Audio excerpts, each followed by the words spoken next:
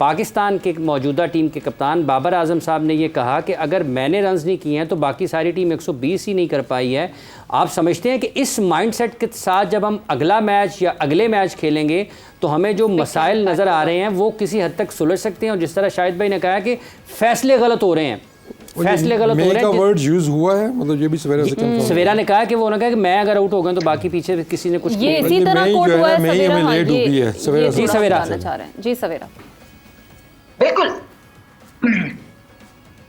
Imran, I am totally blown away जिस तरह ये अब नैरेटिव चलाना शुरू कर दिया, लिटरली एक कैंपेन चलाना शुरू कर दिया है कि नहीं जी वो धड़ बने हुए हैं, वो इस वजह से बाबर को लेट डाउन करने के लिए प्लेयर्स ऐसा कर रहे हैं। सबसे पहली बात तो ये है लेम एक्सक्यूज ढूंढी जा रही है। अगर ग्रुप्स बने हुए होने की बात कर रहे हैं तो सबसे पहले तो आप वो ग्रुप्स ढूंढे जो व्हाट्सएप ग्रुप्स बने हुए हैं, जो कि ये पूरा ट्रेंड चला रहे हैं। ये कौन ट्विटर पे ट्रेंड चला रहा है, ये कौन है जो कि ये नैरेटिव बिल्ड कर रहे हैं कि यहाँ पे पख्तून और पंजाबी और इस तरह की डिफरेंसेस क्रिएट कर रहे हैं। ये कौन लोग हैं जो कि ये फूट डलवाना चाह रहे हैं? सबसे पहले तो हमें ये फिगर आउट करना पड़ेगा। देखिए मैं बिल्कुल इस बात से अग्री करती हूँ कि 2021 में 2022 में यही लड़के थे, यही खेल रहे थे। आप इतना उस पर शोर बचाते हैं, हमने सेमीफाइनल खेला, हमने फाइनल खेला। ये क्या उस वक्त पख्तून नहीं थे? ये अचानक से अभी पख्तून हो गए?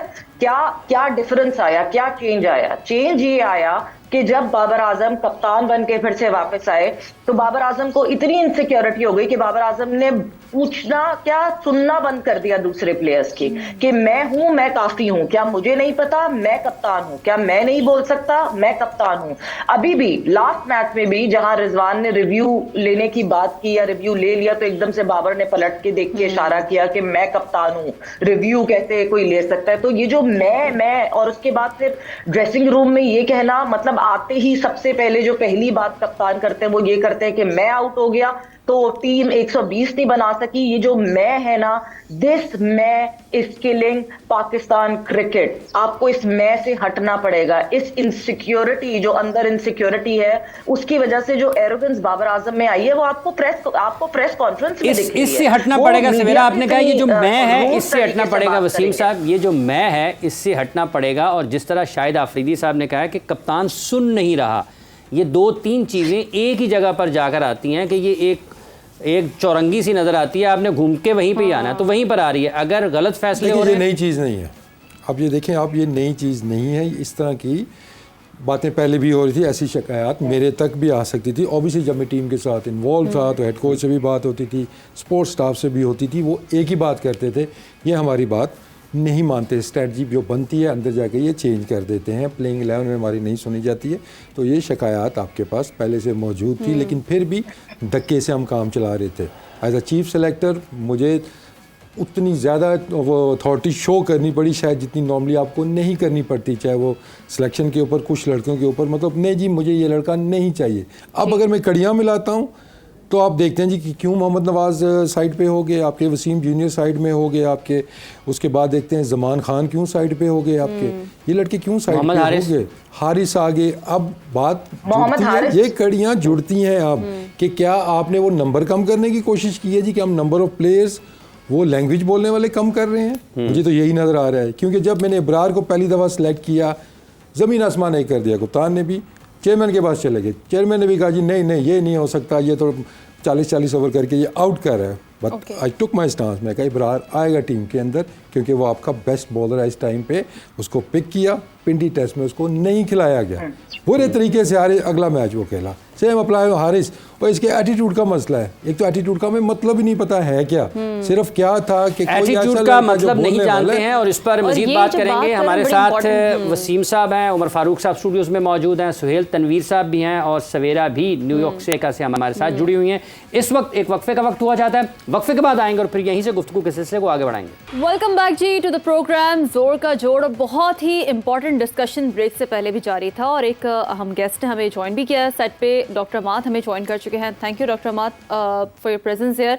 आज वैसे इमरान साहब को बड़े अपने 6 पैक्स याद आ रहे थे, क्योंकि एक तसलसल से हमने इस जानिब गुफ्तगू को आगे बढ़ाया था। इस पे ये किस हद तक फिटनेस पर इसका ताल्लुक है, ये तो हम बात करेंगे। सुहेल की जानिब एक बार फिर बढ़ते हैं। सुहेल, जैसे कि इससे पहले आपने लाला को भी सुना, मोहम्मद वसीम को भी सुना कि ये जो फैक्टर्स हमने डिस्कस किए हैं, चाहे वो ग्रुपिंग के हवाले से हो, कुछ दीगर मामलात हो, ये एट दी एंड होता तो ये है कि खिलाड़ी को जाकर अपनी परफॉर्मेंस से अपना आप मनवाना होता है। तो ये जो फैक्टर्स होते हैं, ये चीज़ें होते हैं, लेकिन हमने अपने वहीं पर प्रोग्राम में गाहे बगाहे ये डिस्कस किया, कहीं ना कहीं असरअंदाज ज़रूर होते हैं खिलाड़ी पे जब वो फील्ड में आता है, ग्राउंड पे परफॉर्म करता है। सुहेल जी, ये भी देखिए लास्ट सेगमेंट में भी ये बात हुई। मैंने कहा था कि वी ऑल आर ह्यूमन, और आपके इमोशन से ये चीज़ें अफेक्ट करती हैं।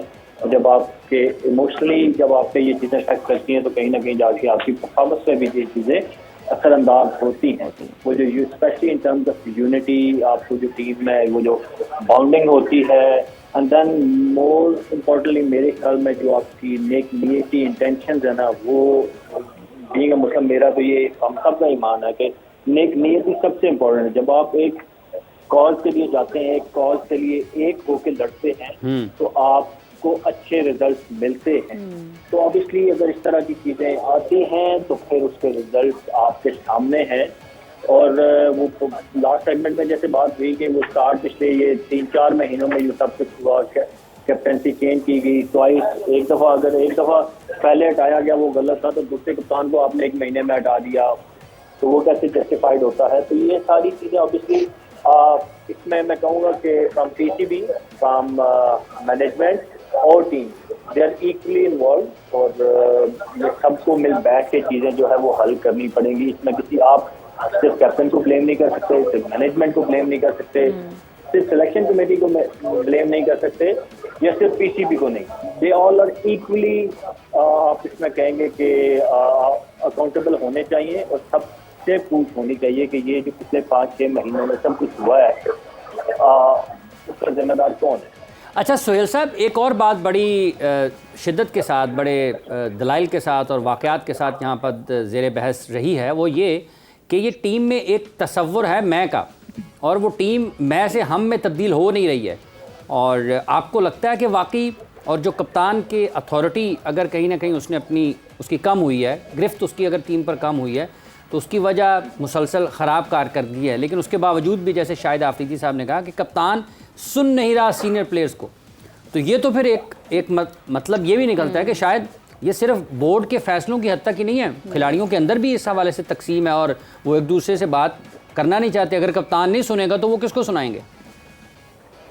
ऑब्वियसली देखिए, ठीक है, एक लीडर होता है, बट वो लीडर अपने पूरे ग्रुप को साथ लेके चलता है। अकेला बंदा तो, अब जैसे मैं शाहिद भाई के अंदर खेला, मैं शोएब भाई के अंदर खेला, तो मैंने देखा है, हालांकि लीडर तो ये भी थे, कैप्टन ये भी थे, बट इन्होंने भी अपना एक कोर ग्रुप बनाया होता था 4 से 5 बंदों का, जो मुश्किल में ग्राउंड के अंदर भी इनको अपने आप मशवरा देते थे, या इवन प्लेइंग 11 या जो आपके 15 मेंबर स्क्वाड होता है, उसमें भी देखिए कहीं ना कहीं आपके जो कोर होता है उसकी स्टे होती है। माना ना माना अल्टीमेटली लीडर या कैप्टन का वो स्वाबदीद होती है, but at least we listen from your senior players. हो सकता है आप 4-5 ब्रेन मिलेंगे, 4-5 मशवरे होंगे, तो उसमें से यू कैन पिक बेस्ट। तो अगर आप कहें कि सिर्फ मैं हूँ, तो वो मैं से तो काम नहीं चलता, फिर मैं के रिजल्ट ऐसे ही आते हैं। मैं के नॉट अबाउट मैं, it's about us. It's about us.